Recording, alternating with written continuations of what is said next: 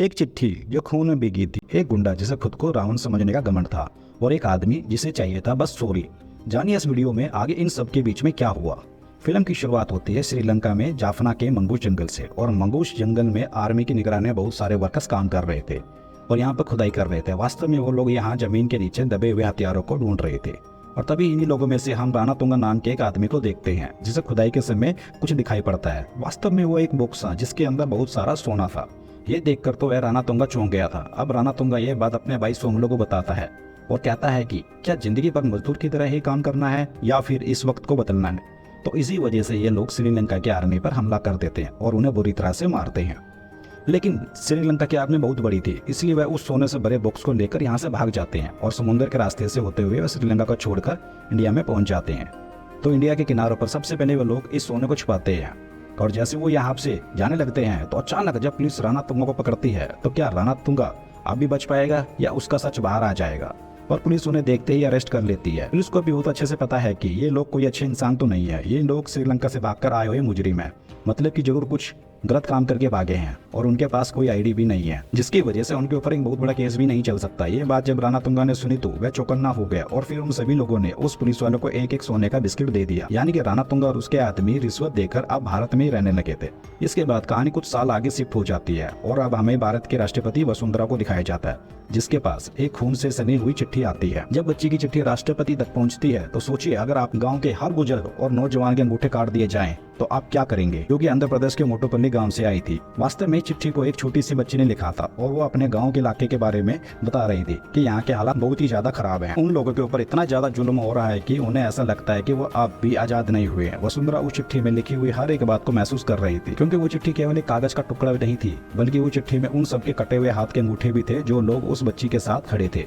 इसलिए अब राष्ट्रपति वसुंधरा ने तुरंत ही एक सीबीआई ऑफिसर सत्यमूर्ति को बुलाती है और कहती है कि आंध्र प्रदेश के मोटोपल्ली गांव में जाओ और वहां जाकर पता करो कि क्या हो रहा है, क्योंकि मेरे लिए यह जानना बहुत जरूरी है कि वहां पे क्या चल रहा है। क्योंकि राष्ट्रपति वसुंधरा समझ गई थी कि मोटोपल्ली गांव में एक बहुत बड़ी प्रॉब्लम तो आ चुकी है। उसके बाद सीबीआई ऑफिसर सत्यमूर्ति वहां जाने के लिए निकल जाता है। इसके बाद हमें आंध्र प्रदेश के मोटोपल्ली गांव को दिखाया जाता है, जहां पर कि कुछ किसान जो है वो हल चला रहे थे। तभी बीच खेत में उन्हें कुछ मरे हुए लोगों की बॉडी दिखाई पड़ती है, जिसे देखकर उन सभी किसानों के होश उड़ गए थे। इन सभी घटनाओं को सुनने के बाद ही विजय लक्ष्मी नाम की एसआई आती है, और वो यहाँ आने के बाद यह बात जानने की कोशिश करती है कि आखिरकार ये सब कुछ किसने किया, यानी कि जो लाशें किसानों के खेतों में से मिली है उनके पीछे किसका हाथ। यहाँ ये भी परेशानी थी कि इस मामले बात करने के लिए गांव का कोई भी आदमी या फिर औरत आगे नहीं आ रहा था। थोड़ी देर के बाद जब वे अपने अपने परिजनों की डेड बॉडी के पास जाते हैं तो वे लोग वहां जाकर रोने लगते हैं, और तभी यहाँ पर विजय लक्ष्मी को एक बच्चे से मालूम चलता है कि यह सब कुछ वास्तव में राणा तुंगा नाम के एक बहुत बड़े गुंडे ने किया है।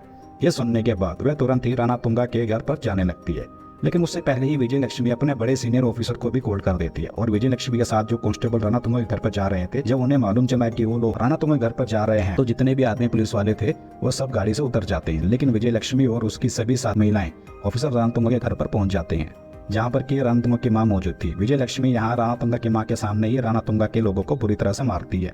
लेकिन तभी राणा तुंगा की पत्नी भारती यहाँ पर आ जाती है और बड़ी ही चालाकी से उनसे कहती है कि आप इस तरह से लड़िए मत, कृपया कर अंदर आ जाइए। ऐसा कहकर वह सबको अंदर बुला लेती है। और जब भारती यहाँ विजय लक्ष्मी के मुंह से राणा तुंगा के बारे में बहुत ही उल्टा सीधा सुनती है तो वो यहाँ पर उन सभी लेडीज पुलिस वालों को बुरी तरह से पिटवाती है और उनके सारे कपड़े भी उतरवा देती है और उन्हें एक कमरे में कैद करवा दिया जाता है।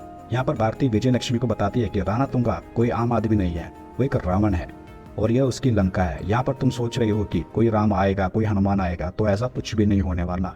एक ऐसी जगह है जो हमेशा से ही ऐसी रहेगी, किसी का इंतजार मत करना। जब विजय लक्ष्मी के साथ महिला अफसरों को बंधक बनाया जाता है, क्या अब कोई आएगा इन महिलाओं को बचाने, या ये लंका हमेशा के लिए लंका ही बनी रहेगी। इसके बाद अगले सीन में दमदार एंट्री होती है हमारे चाहते कलाकार सनी देओल की, यानी कि बलदेव सिंह प्रताप की, जो कि ट्रेन से कहीं पर जा रहा होता है। जब सनी देओल की धमाकेदार एंट्री होती है, क्या बलदेव सिंह की श्रीलंका का राम बन पाएगा। और तभी अचानक से ट्रेन खराब हो जाती है, और जब वह ट्रेन से उतर कर टीसी से पूछता है कि आखिर क्या हुआ, तो यहाँ पर पता चलता है कि आगे एक मालगाड़ी पलट गई है, जिस वजह से ट्रेन में कुछ 5-6 घंटे का समय लग सकता है। लेकिन यहाँ पर बलदेव को भूख भी लगी थी, इसलिए बलदेव पता करके कुछ दूरी पर एक छोटी सी टपरी थी जहाँ पर कि इडली वगैरह मिल रही थी, तो बलदेव वहीं पर खाने के लिए चला गया। वहाँ जाकर वह माता से दाल रोटी खाने के लिए पूछता है। माता उसे मना कर देती है कि बेटा यहाँ दाल रोटी नहीं मिलती या इडली मिलेगी। आप वैसे तो बलदेव नॉर्थ से आया है और उसे इडली खाने की आदत नहीं है, लेकिन उस माता ने यहाँ पर बलदेव को बहुत ही प्यार से इडली दी थी, इसलिए वो उस इडली को बहुत ही चाव से खाने लगता है। लेकिन थोड़ी ही देर के बाद यहाँ पर कुछ गुंडे आते हैं और उनके धक्का लगने की वजह से बलदेव के हाथ से प्लेट गिर जाती है, जिससे कि पूरा खाना खराब हो जाता है, जो कि उस औरत ने उसे बड़े ही प्यार से दिया था। अब बलदेव तुरंत ही उस गुंडे के पास उससे कहता है कि मैं खाना खा रहा था, मेरे हाथ में इडली थी और तेरा धक्का लगने की वजह से इडली नीचे गिर गई, इसलिए मैं चाहता हूँ कि तू सॉरी बोल दे और इस मामले को यहीं पर रफा दफा कर देते हैं। ये बात सुनने के बाद वह गुंडा जोर जोर से हंसने लगा। वो यहाँ बलदेव से कहता है कि तू जानता भी है कि तू किसे सॉरी बोलने के लिए कह रहा है, तू आया तो यहाँ पर 2 पैरों पर रहा है लेकिन जाएगा 4 कंधों पर। इसके बाद वह बलदेव पर हमला कर देते हैं। फिर फेमस डायलॉग बोला जाता है सनी देओल की तरफ से, इस 2.5 किलो हाथ की पावर पूरा नॉर्थ देख चुका है, अब साउथ देखेगा। लेकिन बलदेव तो यहाँ पर उन सभी की बुरी तरह से बैंड बजा देता है और आखिर तक उस गुंडे से सिर्फ और सिर्फ सॉरी बोलने के लिए ही कह रहा था। लेकिन यहाँ पर वह गुंडा बलदेव से कहता है कि राम सुब्बा रेड्डी का आदमी है, जो कि एक बहुत बड़ा मंत्री है। ये सुनने के बाद बलदेव तुरंत ही रामा सुब्बा रेड्डी के पास पहुंच जाता है और वहां जाकर उसके गुंडे समेत सुब्बा रेड्डी को भी अच्छे से कपड़ों की तरह धो डालता है। लेकिन यहाँ भी मंत्री ने सॉरी नहीं कहा। वो कहता है कि मेरे ऊपर भी सोनू का हाथ है और वो वहीं पर जा रहा है। यह सुनने के बाद बलदेव भी उसके साथ जाने लगता है। इसके बाद हम सोनू को देखते हैं, जो कि एक रजिस्ट्री डिपार्टमेंट में बैठा हुआ था। वास्तव में वो अपने आसपास की सारी गांव की जमीनों को हथियाना चाहता है, इसी वजह से वो यहाँ के लोगों के पेपर्स पर जबरदस्ती साइन ले रहा है। उन सभी डरे हुए लोगों के पास साइन करने के अलावा कोई दूसरा रास्ता नहीं था। और तभी यहाँ पर एंट्री होती है बलदेव की। बलदेव के यहाँ पर आने के बाद सोनू उससे कहता है कि तूने यहाँ आकर बहुत बड़ी गलती कर दी है, तूने गलत लंका में पैर रख दिया है, तुझे पता नहीं कि अब तेरे साथ क्या होगा। लेकिन बलदेव उससे कहता है कि तू सॉरी बोल दे भाई, मैं यहाँ से चुपचाप चला जाऊंगा। लेकिन फिर से यहाँ पर भी बलदेव को इन सबको धोना पड़ता है, क्योंकि सोनू सॉरी नहीं बोल रहा। आखिर में बलदेव जब सोनू के बहुत सारे लोगों को कूट देता है तो यहाँ पर सोनू बताता है कि तू जानता नहीं कि मेरा भाई राणा तुंगा है। तो अब बलदेव ने भी फैसला कर लिया था कि अब वह राणा तुंगा से ही सॉरी बुलवाएगा।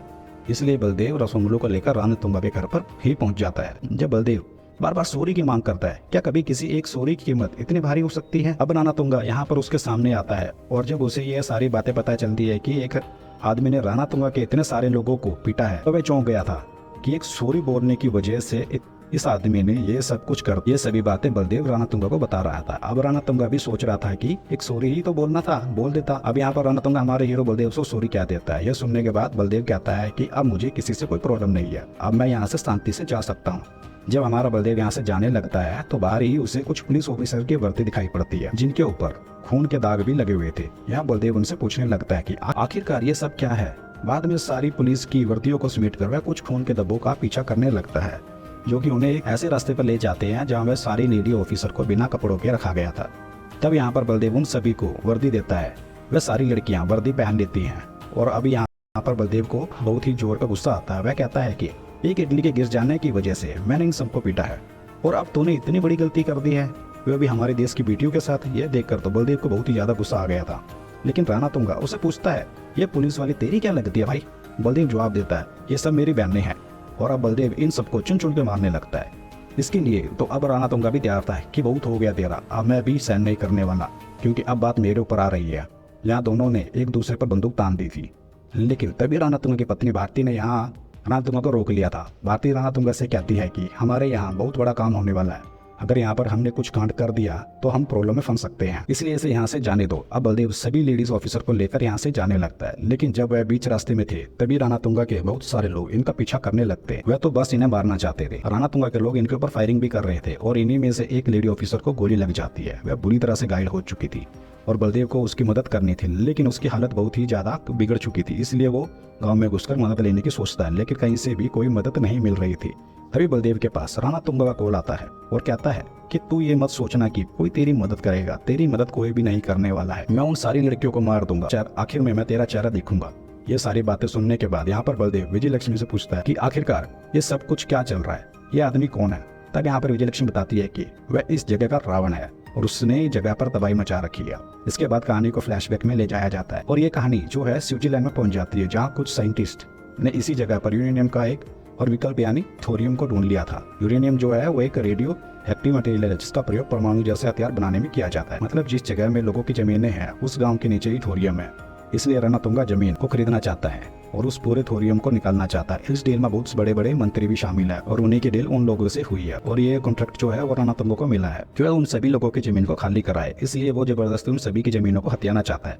लेकिन जब वह सभी लोग नहीं माने तो राणा तुंगा ने उनमें से आधे से ज्यादा लोगों को तो मार दिया था और इन सभी को मरते हुए देख गाँव के आधे लोग वैसे ही शांत हो गए हैं। विजय लक्ष्मी ये सारी बातें बलदेव को बता रही थी कि हमारी मदद कोई भी नहीं कर सकता, बलदेव यहाँ पर विजय लक्ष्मी से कहता है कि क्या हमें पुलिस के पास जाना चाहिए, क्या है वहाँ पर कंप्लेंट करना चाहिए, लेकिन पुलिस तो खुद ही राणा तुंगा के साथ मिली हुई है। और फिर बलदेव भी सभी लेडी ऑफिसर्स के साथ उस पुलिस स्टेशन में पहुंच जाता है, जहाँ पर कि वह सीनियर ऑफिसर से कह रहा था कि मुझे राणा तुंगा के खिलाफ कंप्लेंट करनी है, लेकिन वह पुलिस वाला भी राणा तुंगा के साथ ही मिला हुआ था। वो सीनियर ऑफिसर यहाँ बलदेव से कहता है कि राणा तुंगा को आप इतनी आसानी से नहीं पकड़ सकते, और बातों ही बातों में यहाँ पर वह सारे पुलिस वाले भी बलदेव को ही चैन से बांध देते हैं, कहते हैं कि हम भी राणा तुंगा के ही कुत्ते हैं। इसके बाद वो सीनियर ऑफिसर सोमलो के पास कॉल करता है और उसे बताता है कि हमने बलदेव को चैन से बांध दिया है, जल्दी से यहाँ पर आ जाओ, हम इसे जल्द से जल्द मारेंगे। जिस तरह से बलदेव चैन से बंधा हुआ था तो सभी पुलिस वालों को ऐसा लग रहा था कि शायद अब वह कब्जे में आ चुका है, अब इसे आसानी से मारा जा सकता है। फिर थोड़ी देर में ही सोमलू आ जाता है और पुलिस वाले से पूछता है कि इसे किसने बांधा है। मैंने साहब बांधा है। तो सोमलू उसे थप्पड़ मारता है और बोलता है तू पोस्टमैन है, वही बंद कर रहे, मेरी मर्जी के बिना तो कुछ नहीं करेगा। फिर सोमलू बलदेव को मारता है, लेकिन इस जेल में ही एक और कैदी बंद था, और जब उसने यहाँ बलदेव को देखा तो वह भी चौंक गया। वह कहता है कि तुम सोच भी नहीं सकते कि तुमने जेल में किस आदमी को बंद कर रखा है। वह बताता है कि मैं विदेश में एक जेल में बंद था, उस जेल में एक आदमी आया था और वो आदमी यही था। और उससे भी दिलचस्प बात यह है कि यह आदमी जेल में सिर्फ बंद नहीं था, बल्कि उसने जेल में बहुत सारे लोगों को मार डाला था।